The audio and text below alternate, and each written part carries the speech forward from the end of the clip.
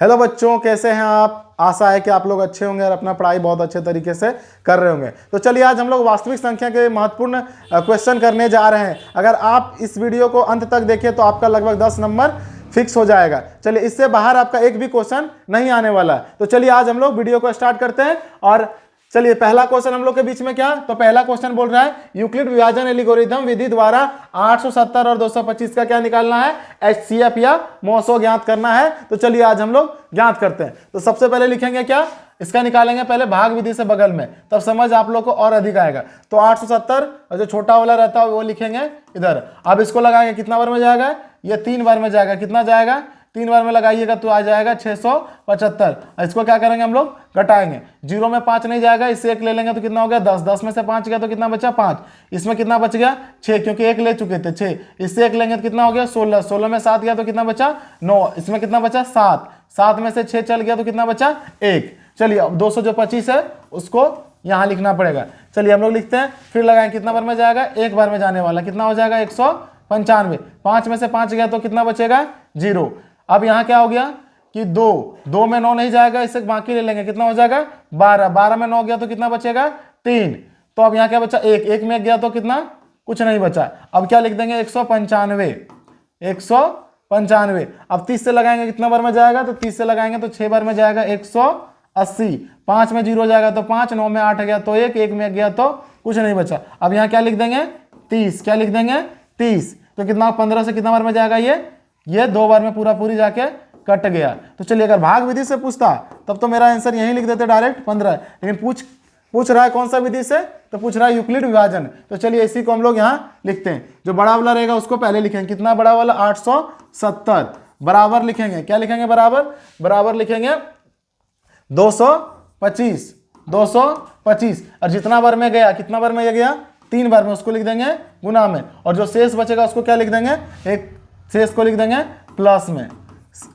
आप समझ लीजिए इसका ये फॉर्मूला होता है, क्या होता है कि भाज्य बराबर भाजक, भाज्य बराबर भाजक गुना भागफल, भाजक गुना भागफल प्लस शेषफल होता है। उसी प्रकार आप लिखिए। तो क्या हो गया, यहाँ क्या लिख दिए 225 बार में 3 बार में गया 195 बचा।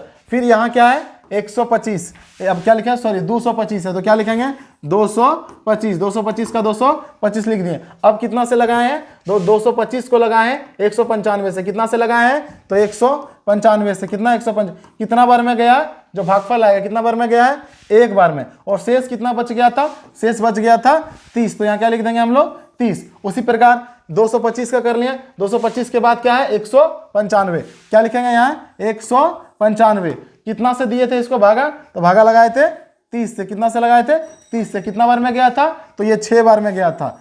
शेष कितना बचा हुआ था, तो शेष कितना बचा था 15। तो क्या लिख दें यहाँ 15। अब किसको लगाएंगे 30 को। अब यहाँ क्या लिखेंगे 30। तो 30 को कितना बार में लगाएंगे 15 से लगाना है। 15 से लगाएं 2 बार में, तो पूरा पूरी कट गया। जब पूरा पूरी कट जाए और शेषफल इसका 0 हो तो एचसीएफ जो इसका होता है वो एचसीएफ बराबर क्या होता है, जो पूरा पूरी काट दे वही क्या होता है इसका एचसीएफ। तो चलिए आशा है कि आप इस प्रश्न को समझ गए होंगे।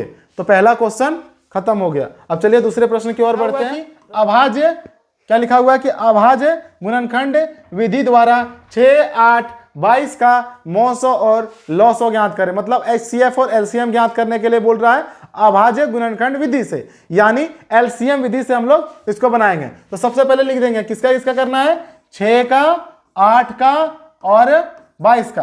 तो चलिए बगल में तीनों का एलसीएम निकालेंगे अलग अलग। पहले निकालते हैं 6 का। 6 का एलसीएम क्या होता है 2 और 3। तो क्या लिखेंगे यहाँ 2 और 3। फिर निकालेंगे 8 का एलसीएम। 8 का क्या होता है 2, फिर आ जाएगा 4, फिर आ जाएगा 2। तो क्या हो जाता है 2, 2, 2। क्या हो जाएगा 2 × 2 गुना 2। उसके बाद क्या हो जाएगा, उसके बाद है 22। 22 का क्या हो जाएगा, तो 2 और 11। क्या लिख देंगे 2 और 11। अब देखिए एचसीएफ किसे कहते हैं, जो तीनों में कॉमन मिले।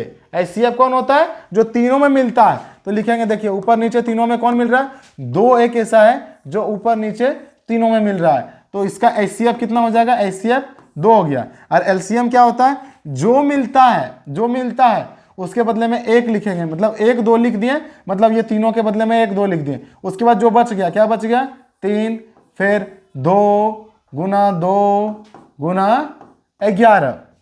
तो चलिए अब इसको क्या करेंगे, मल्टीप्लाई करेंगे। तो 2 तिया 6, 6 दूना 12, 12 दूना 24, 24 को करेंगे हम लोग 11 से गुना। तो कितना हो जाएगा, 11 चौक 44, 11 दूना 22, 22 और 4 कितना होता है, 22 और 4 होता है 26। तो इसका आंसर कितना आ गया, 264।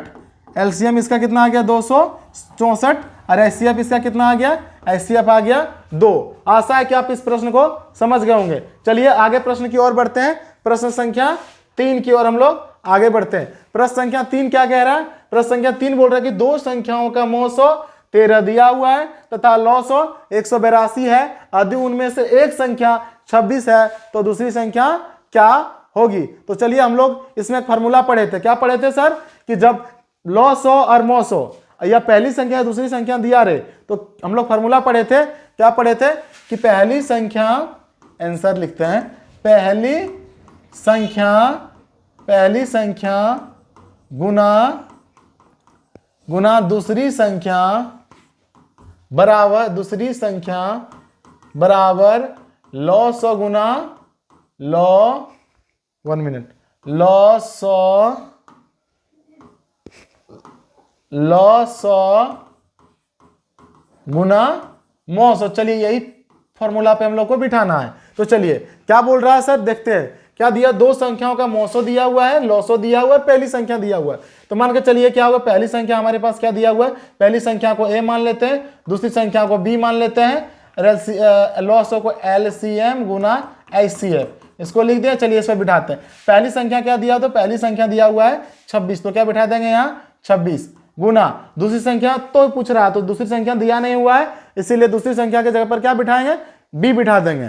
क्या बिठा देंगे, b। और उसके बाद क्या लिखेंगे, LCM कितना दिया हुआ है, LCM दिया है 182 और HCF दिया हुआ है 13 दिया। और हम लोग जानते हैं कि जब कोई चीज गुना में होता है तो जब बराबर को उधर जाता है तो वो कहाँ चले जाता है, वो बटे में चले जाता है। तो चलिए हम लोग 26 को कहाँ भेज देते हैं, बटे में। तो क्या लिखेंगे, b बराबर 182 गुना 13 बटे 26। अब चलिए इसको हम लोग काटते हैं। तो क्या होगा, 13 दूना 26 और 2 से इसको काटेंगे तो कितना बार में जाएगा, 91 बार में। तो इसका आंसर कितना हो गया, 91। चलिए इस प्रश्न को आप समझ चुके होंगे। सेम उसी प्रकार से दूसरे प्रश्न भी है। क्या बोल रहा है दूसरा क्वेश्चन नंबर 4 क्या कह रहा है, बोल रहा दो संख्याओं का मौसो 18 दिया हुआ है तथा उनका गुणनफल कितना हुआ है। दोनों संख्याओं का गुणनफल यहाँ दिया हुआ, कितना दिया हुआ है, 12,960। तो उनका लॉसो ज्ञात करने के, अभी क्या बोल रहा है सर, तो अब बोल रहा है लॉसो ज्ञात करने के लिए। तो चलिए हम लोग फिर वही फार्मूला पर बिठाते हैं जिस तरह हम लोग अगले फार्मूला पर बिठाए थे। क्या हो जाएगा, पहली संख्या गुना दूसरी संख्या बराबर LCM गुना HCF। अब देखिए क्या लिखा हुआ है यहाँ कि दो संख्याओं का मौसो दिया हुआ है तथा उनका गुणनफल, मतलब पहली संख्या और दूसरी संख्या को ऑलरेडी पहले से गुना करके दिया है। गुणनफल मतलब ये संख्या को दोनों ऑलरेडी पहले गुना करके दिया हुआ है। कितना दिया, 12,960 और LCM कितना दिया हुआ है, LCM कुछ नहीं दिया हुआ। तो क्या लिख देंगे, LCM का LCM। और HCF कितना दिया हुआ है, HCF दिया हुआ है 18। तो क्या लिख दिया हम लोग, 18। हम लोग जानते हैं कोई चीज अगर गुना में रहता है तो बट्टे के मतलब बराबर की इधर आता है तो वो कहाँ चले जाता है, तो वो बट्टे में आ जाता है। तो क्या लिखेंगे, 12,960 बटे 18 बराबर LCM। कटेगा तो हम लोग क्या करेंगे, इसको काट देंगे। तो चलिए हम लोग काटते हैं। किससे कटता है, 9 से कटेगा क्या, देखते हैं। तो 9 एका, देखते हैं 9 एका 9, तो कितना बच जाएगा, बच जाएगा 3। फिर हो जाएगा 9 चौका 36, तो कितना बच जाएगा 3। तो चलिए देखते हैं 9 से कट जाएगा। 9 से इसको काटेंगे 2 बार में और इसको काट देंगे 9 से, तो कितना आ जाएगा, 9 एका 9, 3 बचा। फिर हो जाएगा 9 चौका 36, फिर 3 बचा, फिर हो जाएगा 9 चौका 36, 9 चौका 36 और 0 का 0 हो गया। चलिए अब फिर ये 2 से कट जाएगा तो कितना आ जाएगा इसका आंसर, 720। कितना बार में जाएगा, 720 बार में जाएगा। तो इसका आंसर क्या हो गया, तो हम लोग यहाँ लिख सकते हैं, क्या लिखेंगे कि आंसर LCM बराबर कितना आया, काटे तो कितना है, काटने के बाद आ गया 720। तो इसके प्रश्न का आंसर कितना हो गया, 720। चलिए हम लोग अगले प्रश्न की ओर बढ़ते हैं। प्रश्न संख्या 5 की ओर हम लोग आगे बढ़ते हैं।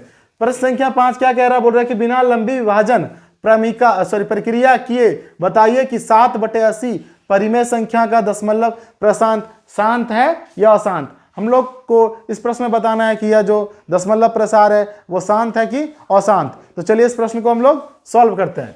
तो चलिए शांत और अशांत पहचानने का एक नियम होता है कि देखिए कितना दिया हुआ 7/80, कितना दिया हुआ 7/80। जब भी किसी भिन्न का हर का अभाज्य गुणनखंड करते हैं या एलसीएम निकालते हैं तो 2 या 5 आना चाहिए। या तो 2 2 2 आ सकता है या 5 5 आ सकता है या 2 और 5 एक साथ आए, उसके अलावे और संख्या नहीं आनी चाहिए। तो चलिए हम लोग देखते हैं 80 का अभाज्य गुणनखंड करते हैं यानी एलसीएम निकालते हैं तो क्या आ जाता है इसका। हाँ, इसका हो गया 10, फिर हो गया 5। तो क्या आया अब देखते हैं नीचे में इसको कितना आया 2 1 2 3 4, 2 पर पावर 4 गुना 5। तो क्या आया सर, सिर्फ 2 और 5 आया। तो यह क्या है, यह शांत है। तो चलिए हम लोग इसको लिखने का प्रयास करते हैं। जिसका हर का अभाज्य गुणनखंड 2 और 5 हो वह क्या होता है, शांत। तो हम लोग लिख देंगे 7/80 का हर का अभाज्य गुणनखंड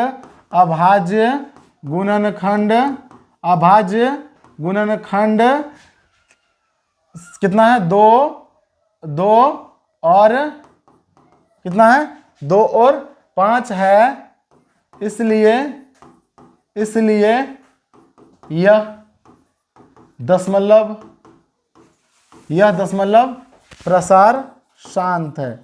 यह दशमलव प्रसार शांत है। अगर यही 2 और 5 के अलावा कुछ भी संख्या आ जाता तो क्या होता, तो वह अशांत होता। तो चलिए हम लोग आगे प्रश्न की ओर बढ़ते हैं। आप इस क्वेश्चन को समझ गए होंगे। तो चलिए आगे प्रश्न की ओर बढ़ते हैं। अगला प्रश्न क्या है, तो अगला प्रश्न है कि सिद्ध करें कि 5√3 एक अपरिमेय संख्या है। तो चलिए आज इसको हम लोग सिद्ध करते हैं कि 5√3 एक अपरिमेय संख्या है। तो चलिए सबसे पहले क्या परिमेय सिद्ध करने के लिए क्या होगा, हम लोग को उल्टा मानना पड़ेगा। अगर परिमेय दिया हो तो अपरिमेय मानेंगे, अपरिमेय दिया हो तो परिमेय मानेंगे। तो चलिए हम लोग इस प्रश्न को सॉल्व करते हैं। तो लिखेंगे सबसे पहले कि माना कि 5√3 एक परिमेय संख्या है। परिमेय संख्या P/Q है। क्या मान लें कि क्योंकि परिमेय संख्या जिसको हम लोग P/Q के रूप में लिख सकते हैं। तो चलिए इसको हम लोग लिखेंगे 5 + √3 बराबर क्या लिखेंगे P/Q। जहां लिख देंगे Q बराबर Q nought is equal to 0। तो चलिए कोई चीज अगर बराबर के इधर होता तो बराबर के वो साइड जाने पर उसका चिन्ह बदल दिया जाता। अगर प्लस में है तो माइनस में हो जाएंगे, अगर माइनस में रहेगा तो प्लस में हो जाएगा। तो चलिए इधर क्या हो जाएगा √3 का √3 इधर क्या होगा P/Q और ये चीज है प्लस में इधर आया तो माइनस में। तो चलिए क्वेश्चन बन चुका, अब सिर्फ लिखना है। हम लोग जानते हैं √3 क्या है, तो √3 एक अपरिमेय संख्या। तो लिखेंगे क्या लिखेंगे √3 एक अपरिमेय संख्या है तथा P/Q - 5 एक परिमेय संख्या है। परिमेय संख्या। और हम लोग जानते हैं, क्या जानते हैं कि अपरिमेय बराबर भी कभी परिमेय नहीं होता। मतलब अपरिमेय बराबर कभी परिमेय नहीं होता। तो चलिए जो हम लोग मानते हैं, जो माने थे उसका क्या हो गया उल्टा, तो वही लिख देंगे। इसलिए यह हमारी मान्यता के विपरीत है। हमारी मान्यता के विपरीत है। अतः लिखेंगे अतः 5√3 एक अपरिमेय संख्या है। क्या होगा, ये क्वेश्चन प्रूव्ड हो गया।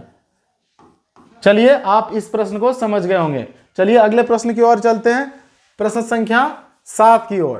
प्रश्न संख्या 7 क्या कह रहा है, प्रश्न संख्या 7 बोल रहा है 2 + √3 का होल स्क्वायर जो है वह एक अपरिमेय संख्या है सिद्ध करना है। तो चलिए इस प्रश्न को भी हम लोग सिद्ध करते हैं।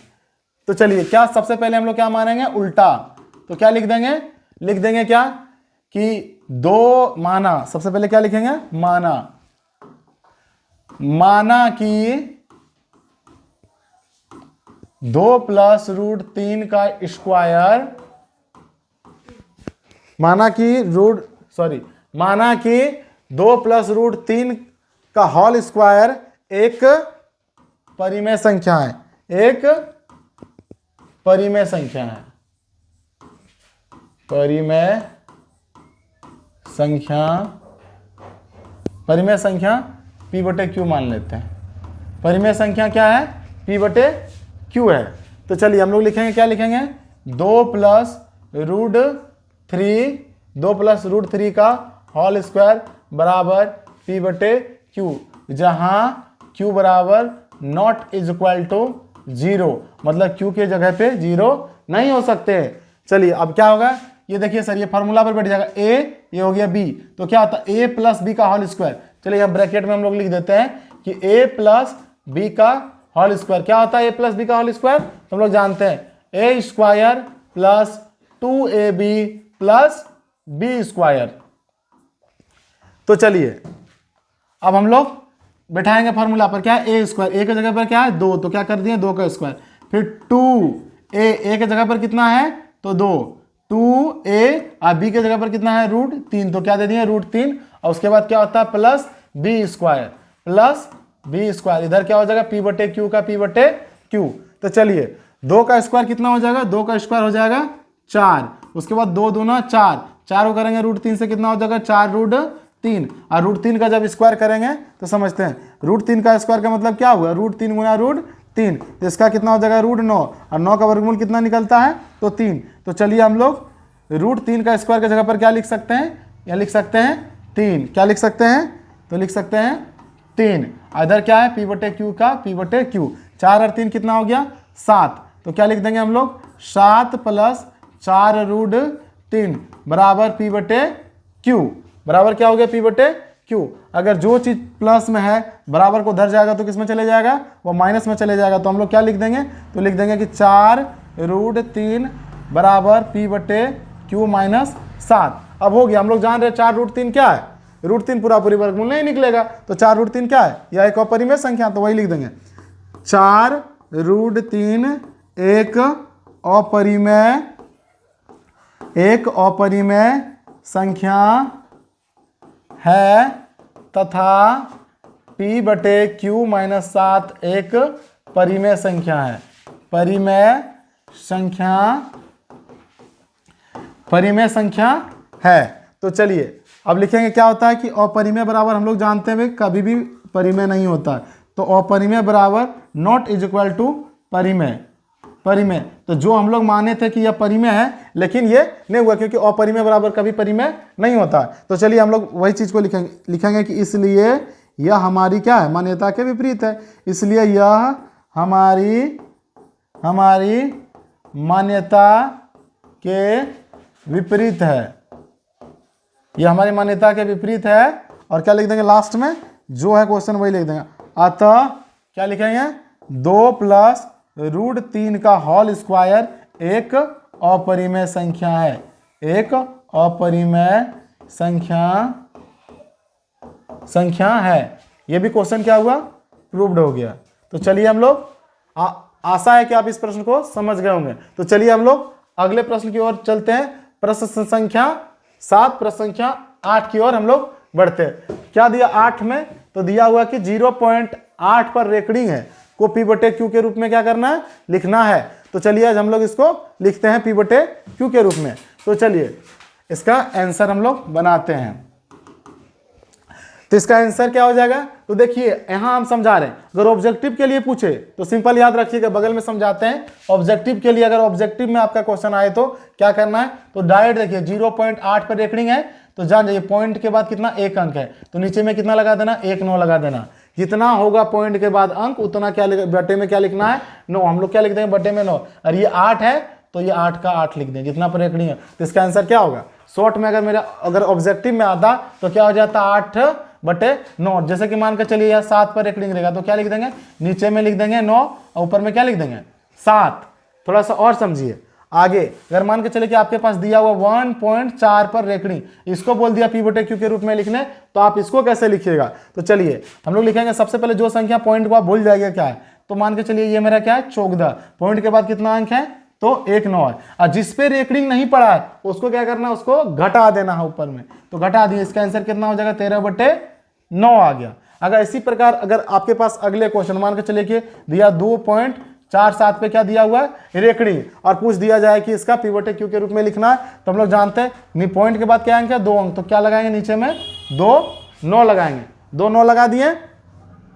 उसके बाद क्या करना है, उसके बाद क्या करना है कि जो लिख देंगे डायरेक्ट, भूल जाइए कि कहीं पॉइंट है। उसके बाद जिस पे नहीं है पड़ा हुआ है क्या बोलते हैं, जो पॉइंट के पहले है या जिस पे रेकड़िंग नहीं है उसको क्या करेंगे ऊपर में हम लोग घटा देंगे। तो इसका आंसर कितना हो जाएगा 245 बटे 99। ये क्या हो गया, ये आप ऑब्जेक्टिव के रूप में इस तरह क्वेश्चन को सॉल्व कर सकते हैं। लेकिन अगर हम लोग के पास 2 नंबर का क्वेश्चन इस तरह पूछ दिया जाए तो हम लोग क्या करेंगे, तो सबसे पहले लिखेंगे कि माना, क्या लिखेंगे, तो सबसे पहले लिखेंगे कि मानेंगे, लिखेंगे कि माना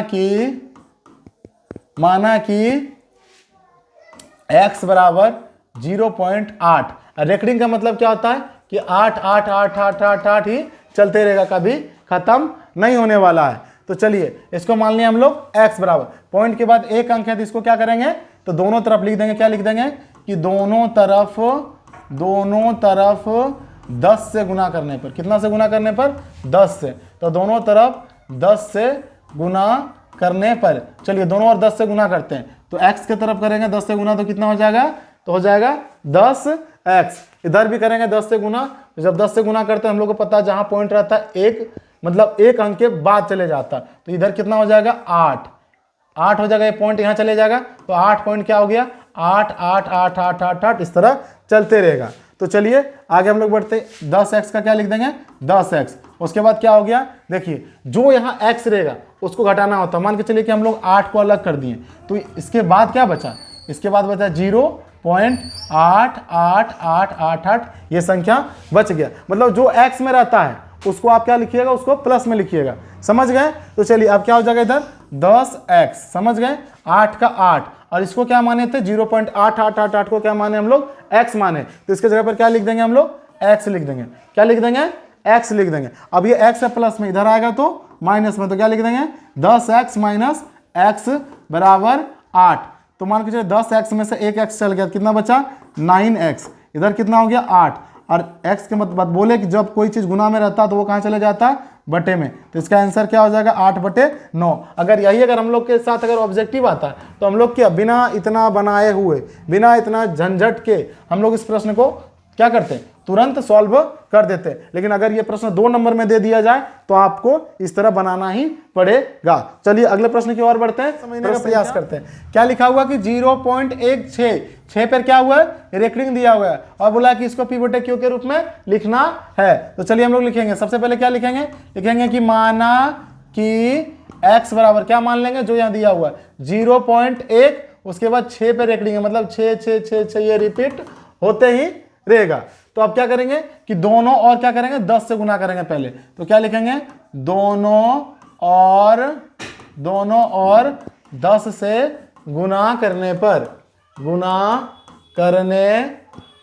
तो क्या कर दिए हम लोग 10 से दोनों और गुना करेंगे, 10 से करेंगे इधर क्या हो जाएगा 10x, इधर कर देंगे तो क्या आ जाएगा 1 के बाद पॉइंट बैठ जाएगा, क्या होगा 1 के बाद पॉइंट बैठ जाएगा, तो क्या लिखेंगे हम लोग 1 के बाद हो जाएगा, क्या हो जाएगा 1.6666666 चलते रहेगा। चलिए अब हम लोग क्या करेंगे 10 से इसको गुना कर दिए, अब हम लोग करेंगे इसको, हम लोग अब फिर से लिखेंगे, लिख देंगे फिर से क्या करेंगे हम लोग, फिर से हम लोग अब 100 से यहाँ 10 से किए थे गुना, लिख देंगे समीकरण 1। अब क्या करेंगे फिर से दोनों और 100 से गुना करेंगे, कितना से गुना करेंगे 100 से गुना करने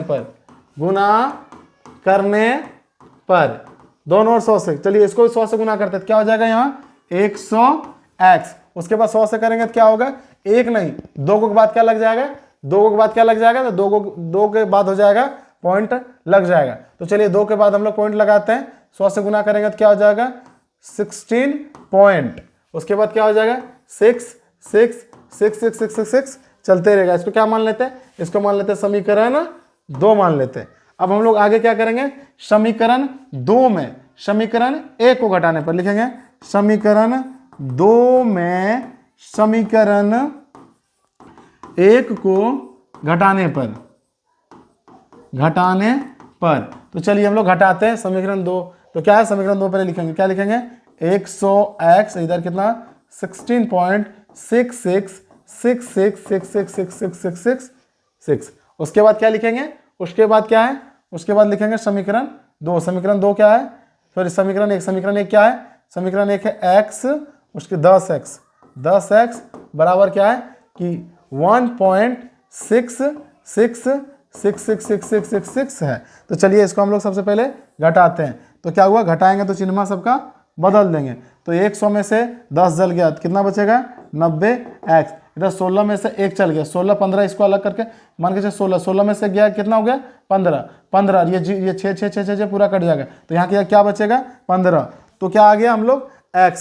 अब थोड़ा सा लाइन खींचते और समझाते हैं। क्या हुआ कि 90x बराबर 15, क्या हो गया 15। और हम लोग जानते हैं जो भी चीज गुना में होता है या किसी के साथ होता है तो वो कहाँ चले जाता है, वो बटे में चले जाता है। तो कितना हो गया 90। और जब इसको हम लोग काटेंगे तो कितना से कट जाएगा 15 से, 15 1 का 15, 15 छक्का 90। तो इसको हम लोग क्या लिख सकते हैं 1/6। इसका आंसर क्या हो जाएगा 1/6। देखिए क्या किया, सबसे पहले इसको क्या मान लिया हम लोग x मान लिए हैं। उसके बाद क्या किया दोनों ओर इसको क्या कर दिया, दोनों ओर 10 से क्या कर दिए गुना कर दिया। तो मेरे पास क्या आ गया 10x, उसके बाद 1.666 इसको मान लिए समीकरण 1। उसके बाद फिर से इसको क्या कर दिया हम लोग, फिर से दोनों ओर किससे गुना किए 100 से। उसके बाद क्या लिख दिए समीकरण 1 को समीकरण 2 से घटा दिए। घटाने के बाद क्या आया मेरे पास है 90x बराबर 15। और 90 जो किसी के साथ रहता है वो कहाँ चले जाता है बटे में। जब काटे 15 से तो ऊपर में 15 1 का 15, 15 1 का 15, 15 छक्का कितना हो गया 90। तो इसका आंसर क्या हो गया 1/6। चलिए हम लोग आगे प्रश्न की ओर बढ़ते हैं, प्रश्न संख्या 10 की ओर। तो प्रश्न संख्या 10 क्या कह रहा है, लिखा हुआ कि 2.47 पे रेकरिंग है, उसको किसके रूप में लिखना है, उसको P/Q के रूप में लिखना है। तो चलिए इस प्रश्न को हम लोग सॉल्व करते हैं। तो सबसे पहले क्या लिखेंगे, लिखेंगे कि माना कि x बराबर क्या लिखा हुआ 2.47 पे रेकरिंग है। तो क्या करेंगे 2 और 4 पे क्या है रेकरिंग है। तो हम लोग लिखेंगे 2.47, उसके बाद क्या होगा फिर से 4 7, फिर से 4 7, ये क्या होगा चलते रहेगा। अब क्या करेंगे हम लोग, करेंगे क्या दोनों ओर सबसे पहले क्या कर लेंगे हम लोग, दोनों ओर जो है वो कर लेंगे हम लोग, दोनों